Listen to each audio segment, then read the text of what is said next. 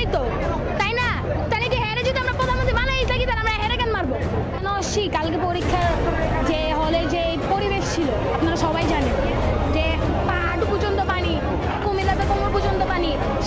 শিক্ষামন্ত্রী আমাদেরকে বলে কি যে সাঁতার কেটে কেন পরীক্ষা দিতে যায়? আরে ভাই সাঁতার কেটে ড্রেনের পানিতে কেন সাঁতার কাটতে শিখবো? ড্রেনের পানিতে কেন আমরা এরকম কোমর ভিজা পরীক্ষা দিতে যাবো?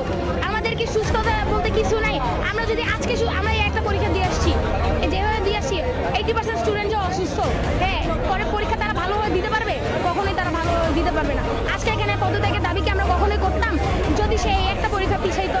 একটা পরীক্ষা পিছাইলে কি জীবনে অনেক বড় ক্ষতি হয়েছে? তো কখনোই না। আমরা চাইছিলাম এই একটা পরীক্ষা পিছাই দিক, সেখানে সে এই জোর করে এই বৃষ্টির ভিতরে এই বন্যার ভিতরে পরীক্ষা নিল। কেন নেওয়া হয়েছে? কেন কেন বলেন? আমাদের এখানে পুলিশের সাথে যে ধর্ষণ হওয়ার কথা, আমরা এখান থেকে নর্মালি আসি মিছিল করতে করতে। আমরা কোনো ফোর্স নিয়ে আসছি আপনারা দেখছেন? কোনো আর্মি কোনো পুলিশ বা কিছু আনছি? কিচ্ছু কিন্তু আনি নাই। কোনো আর্ম কিছু আনছি? আমরা নিজেরা আসছি। আমরা নিজেরা এখানে আসছি যে আমরা স্বাভাবিক আন্দোলন